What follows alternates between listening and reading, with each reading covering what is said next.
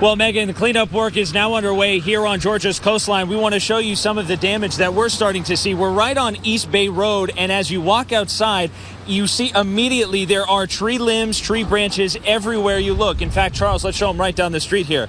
As far as the eye can see, the sidewalk is just covered in downed tree limbs. This, of course, the direct result of Hurricane Matthew that really tore through Georgia's coastline and Savannah here specifically. Let's walk over this way, Charles, a little bit because some really big pieces of tree down here.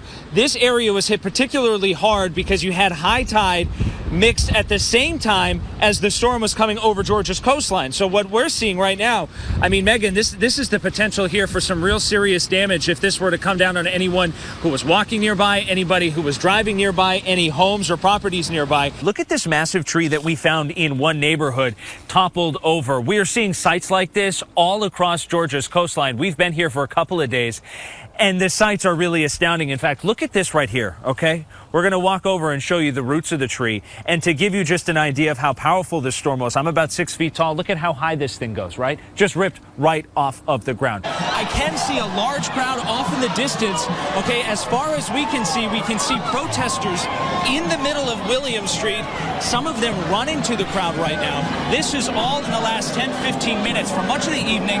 And we've been out here for several hours. For much of the evening, what we saw was large groups of people standing, many of them chanting, many of them singing. They stood right by the highway, right at that state police barricade. You know, Kim, looking at his medical records, you'd think this doctor has a squeaky clean past tonight. He is being linked to dozens of deaths. In fact, federal agents earlier tonight came to his Jonesboro office tonight. It's all locked up. This one has everyone at the school behind us talking ever since this 7th grader took some red hair dye and gave herself a makeover. The Chattanooga Recruitment Center behind us, where he first came and opened fire, we found about 50 bullet holes in the front window. The value of these stolen comic books, we're talking upwards of $250,000, $250,000. So just how did this guy get inside the home? It's a little unconventional, but it's something you might need to pay attention to.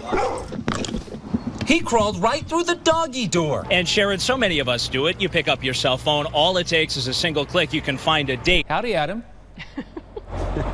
Howdy, Scott. How are you tonight?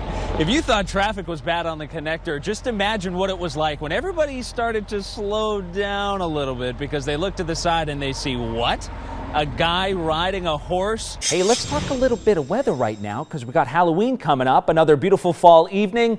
We'll take you live outside now to Hartsfield-Jackson International Airport. A little spooky out there. It's chilly. The chief meteorologist tonight, Jim Kosick, with what he's tracking ahead of the weekend. Jim? Turning now to the malice murder trial of Justin Ross Harris. It's now in the hands of the defense. Today, the prosecution rested its case in Brunswick. CBS 46 Investigates continues to follow an Atlanta homicide probe that is now receiving national attention. It has been more than a month now since a high-profile Atlanta attorney, Tex McIver, says he accidentally shot and killed his wife, Diane. CBS 46 reporter Natalie Rubino examining tonight a 1990 case that a former DA says could show a pattern in Tex McIver's behavior. I'm the one that found him. The door was locked. He was unresponsive, wouldn't come to the door. I busted out that window. I opened the curtains and I found him face down on the bed. He was purple and blue.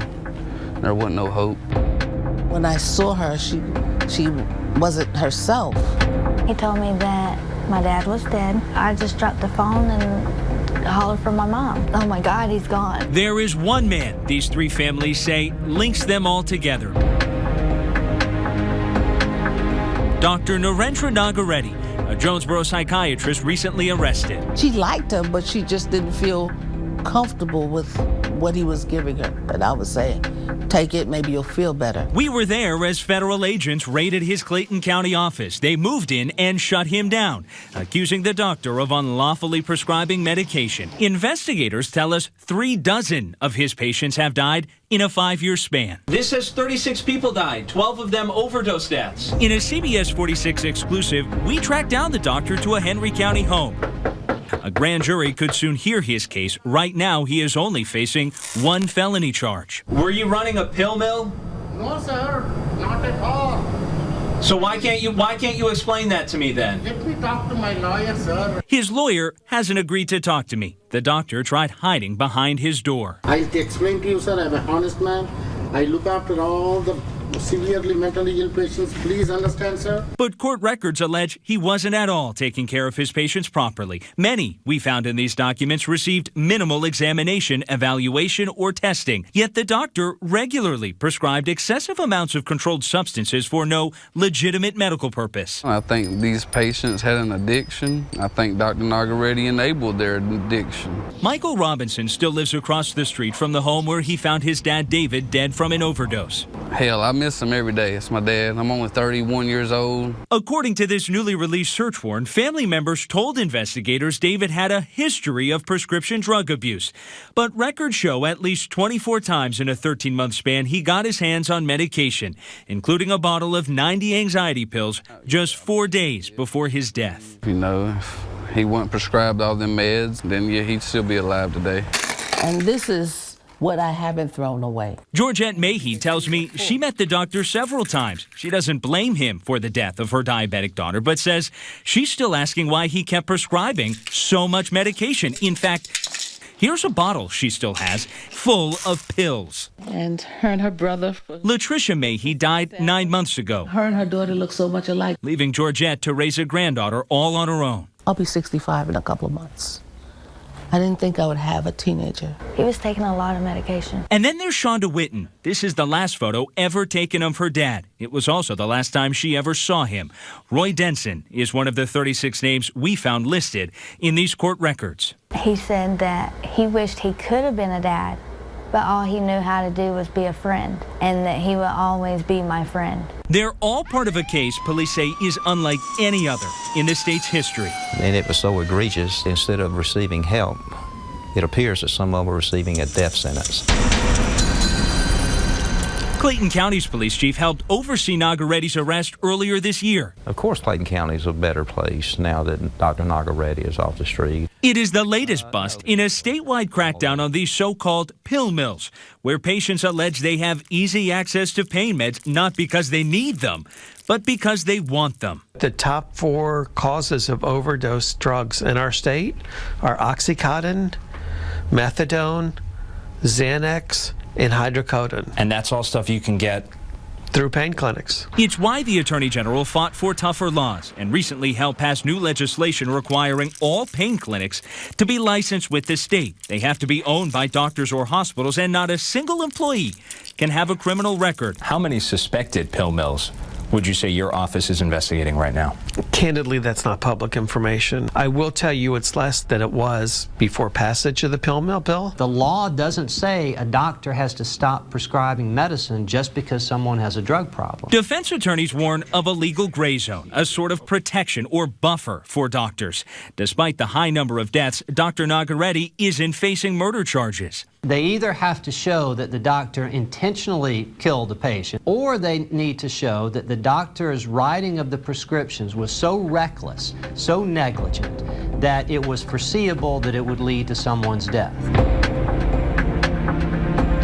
Our own investigation found Dr. Nagaredi had a squeaky clean record with the state medical board. It has left these families asking, how could this have happened? And what is proper justice? As we continue to learn more about the 36 patients named in this investigation, the doctor's future is uncertain. Despite repeated attempts for comment, his attorney contacted me just one time. It was a text message telling me to stay away from his client's property. Tonight, we know Dr. Nagaredi's medical license has been suspended. We will keep digging. I'm Adam Harding, CBS 46 News Night Team. It almost looks like a war zone out here, doesn't it? Experts say it's sites like this that are becoming far too common all around the world. And among the officers here training in Alabama, there was one from Belgium who says what he saw today, he has never seen before. 3, 2, 1. In rural Alabama, it was training ground for the fight against ISIS. It isn't if it's going to happen, it's when is it going to happen? That's the bottom line. As terrorists struck Brussels early Tuesday. So this is TATP and this is HMTD. So TATP is an improvised explosive. We were with Ryan Morris and his team as they were gearing up for critical training. We're doing out-of-the-box thinking. Tonight's lesson, explosives, how to detect them and how to defuse them. Ultimately, explosives are the same all around the world, and the threat is there. It's very real. What happened today I was expecting this. Among the officers training, we met Joris Kirchhoff, a Belgium security official working in the U.S. as his home country came under siege. I've been on the phone all day by WhatsApp, by FaceTime with people. I received my first message this local time, 4 o'clock this morning. In a bizarre twist, Kirchhoff says he himself has had a personal run-in with the only terror suspect to have survived the deadly massacre in Paris, where 130 were killed. Analysts believe Salah Abdeslam's arrest just last week played a role in today's triple bombings. I found his name back in my book, which is more than 10 years old. Today was not the end. I think it's the beginning. I'm afraid it's the beginning of something huge. How can we defend ourselves?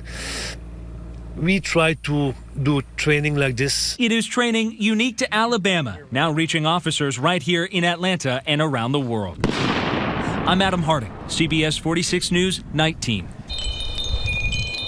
It was on this tiny bridge, over this little creek, in the small town of Cleveland, Shannon Hamilton lost his whole world.